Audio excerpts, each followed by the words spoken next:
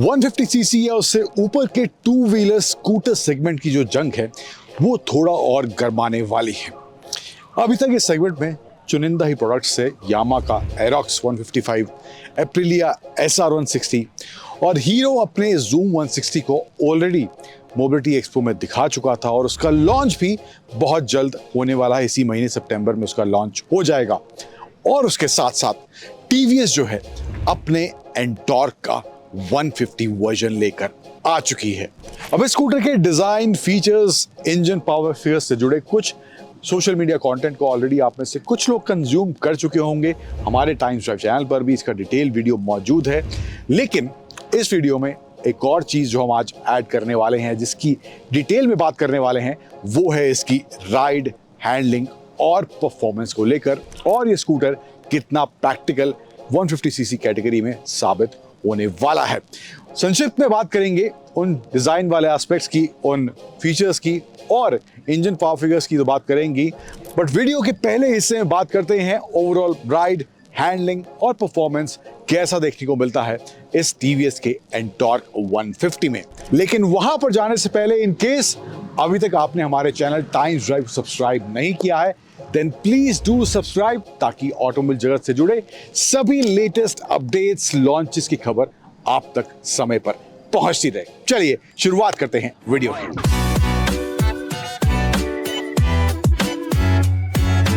अब पहले इंजन के अगर आंकड़ों की बात करें तो 150 सीसी का इंजन इसमें दिया गया है। एयर कूल्ड इंजन है। इसमें जो पावर जनरेट होता है वो है अराउंड 13 bhp का।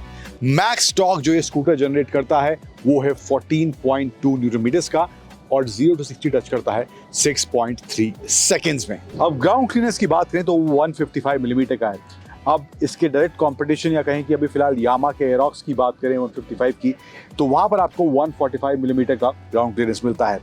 सीट हाइट जो इसकी है वो है 770 मिलीमीटर्स की, जबकि एरोक्स में मिलती है 790 मिलीमीटर्स की। यानी कि this seat height is good for shorter Riders, specially city के हिसाब से जहां पर ट्रैफिक वाली सिचुएशंस होती हैं, वहां पर उसके हिसाब से मुझे लगता है एक डिसेंट सीट हाइट आपको इस एंटॉर्क 150 में मिलती है। फिर इसके बूट स्पेस की बात करें तो वो आपको इसमें मिलता है 22 लीटर का, और यहाँ पर जो है आपको एक USB चार्जिंग पॉइंट दिया गया है।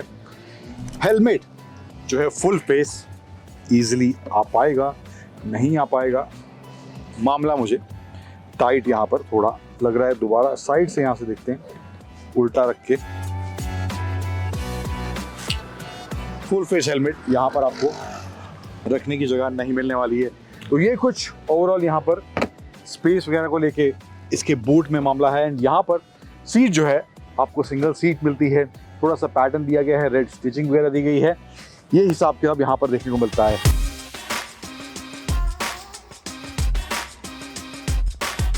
अब बात करते हैं इस टीवीएस के एंटॉर्क 150 की राइड क्वालिटी, हैंडलिंग और परफॉर्मेंस को लेकर। अब जो इसका ओवरऑल एक्सपीरियंस मैंने किया वो टीवीएस के प्लांट में इसके टेस्ट ट्रैक पर ही किया।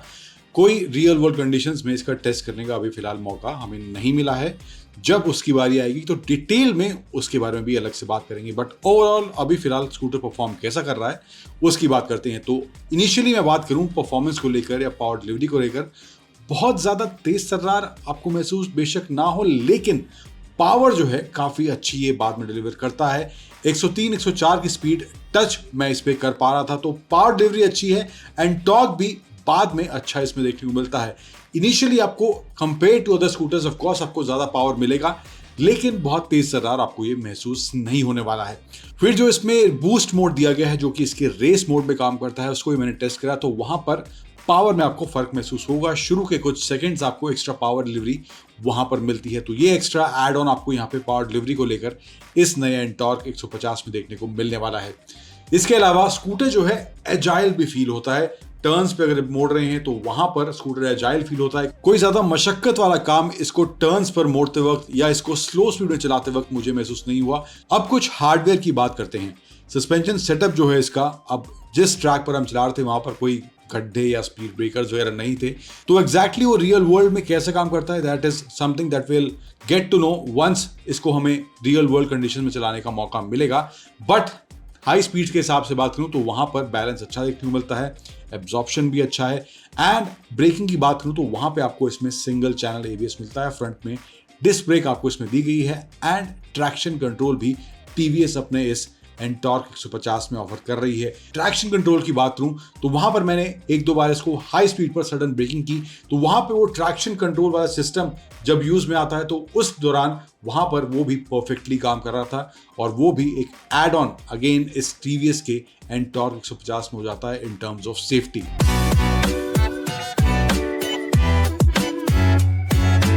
अब डिजाइन की बात करें तो फ्रंट एंड में सबसे पहले आपको यहाँ पे ये 4 प्रोजेक्टर हेडलैम्प्स देखने को मिलेंगे। डिजाइन का थोड़ा बहुत झलक अगर मैं कहूँ कि इनके टीवीएस के एक्स से थोड़ा बहुत मिलता जुलता है तो वो गलत नहीं होगा। थोड़ा सा एलिमेंट्स जो हैं फ्रंट एंड में आपको वहाँ से लिए हुए या उससे बोरो करे हुए आपको दिखेंगे, बट डिज़ाइन हालांकि अलग है। यहाँ पे हेडलैम्प का जो क्लस्टर है ये डिज़ाइन अलग है।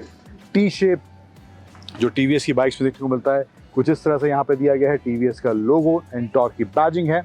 इसमें जो कलर हैं 4 हैं और सारे ड्यूअल टोन है, कोई मोनोटोन का ऑप्शन आपको नहीं मिलने वाला है। एक ब्लैक रेड है, एक ब्लू के साथ कुछ कॉम्बिनेशन है, तो 4 कलर ऑप्शन आपको मिलने वाले हैं कि ये नियॉन और स्काई ब्लू कलर है।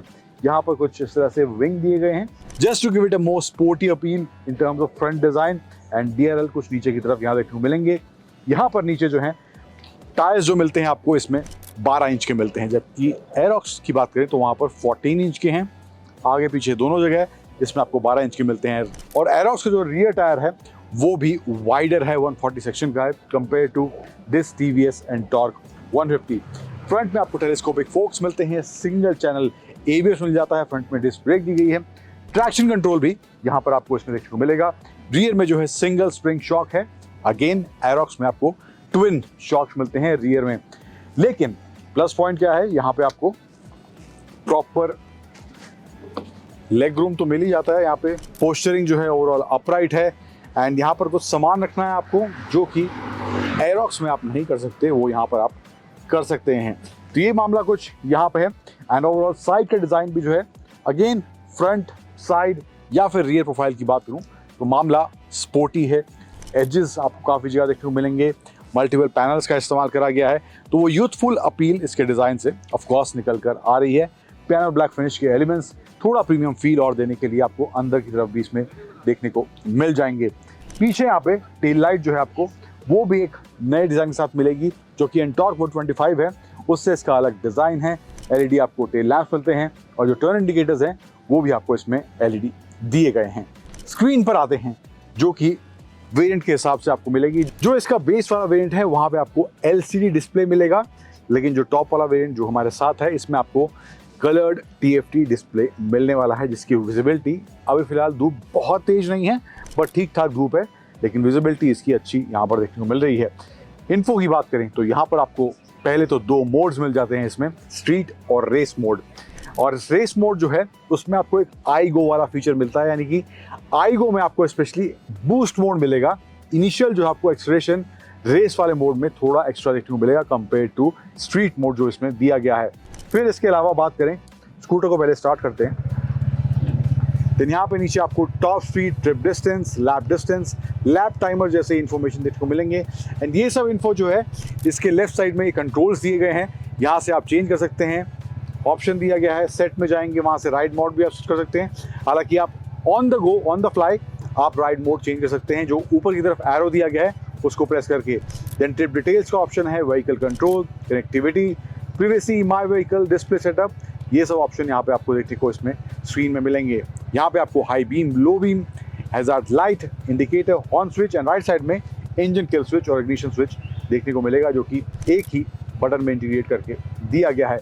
ये हैंडल बार जो देख रहे हैं थोड़ा नेकेड फील आपको कुछ इस तरह से मिलने वाला है। यहाँ पे मे बी यहाँ पे अगर वाइजर होता, छोटा सा भी वाइजर होता तो थोड़ा और बेटर मुझे लगता है। फ्रंट एंड इसका या फ्रंट जो इसका लुक है, अपील है, थोड़ा और बेटर लग सकता है, बट अभी फिलहाल कुछ इस तरह से मामला है। May be as an accessory वो टीवीएस प्रोवाइड करे, बट अभी यहाँ पर इस स्कूटर में नहीं है। अब हालांकि एरोक्स के खाने में कुछ प्लस पॉइंट्स हैं, पावर फिगर्स को लेकर, टायर साइज वगैरह को लेकर, ओवरऑल जो डायमेंशन है या कहें कि इसका जो बूट स्पेस है, इसमें आपको 22 लीटर मिलता है, वहाँ पे आपको 24.5 लीटर मिलता है।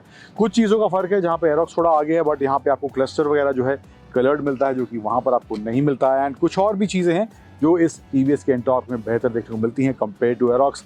अब जूम 160 आएगा तो उससे भी कंपेयर करा जाएगा, बट अभी फिलहाल कुछ ये हिसाब किताब इस सेगमेंट का है जो भी मार्केट में स्कूटर्स अवेलेबल हैं। अब डिज़ाइन, फीचर्स, परफॉर्मेंस की बात होगी। अब ओवरऑल एलिमेंट्स, क्या एक्सपीरियंस करने के बाद कौन से एलिमेंट्स मुझे सही लगे हैं, यानी कि धांसू और नॉट सो धांसू लगे हैं इस TVS के एंटॉर्क 150 को एक्सपीरियंस करने के बाद बात करते हैं उसकी। तो पहले बात करते हैं नॉट सो धांसू एलिमेंट्स, यानी कौन से एलिमेंट्स मुझे सही नहीं लगे। तो एक चीज़ मुझे लगता है जो USB चार्जिंग पोर्ट को लेकर है, इसके बूट में दिया गया है। मुझे लगता है अगर वो आगे दिया जाता तो ज़्यादा प्रैक्टिकल साबित होता। अब बूट में रख के या फ़ोन अगर आप यूज़ कर रहे हैं नेविगेशन वगैरह के लिए तो यहाँ पे USB चार्जिंग स्लॉट होना चाहिए था। तो मुझे लगता है वो USB चार्जिंग वाला एलिमेंट जो है यहाँ पे दिया जा सकता था। अब दूसरा एलिमेंट जो मुझे लगा है नॉट धांसू, वो भी इसके बूट स्पेस यानी कि लगेज स्पेस को लेकर है।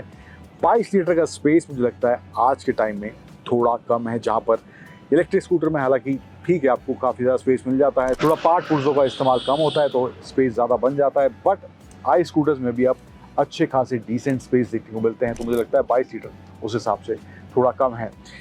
फाइनल एलिमेंट जो मुझे लगा है नॉट धांसू।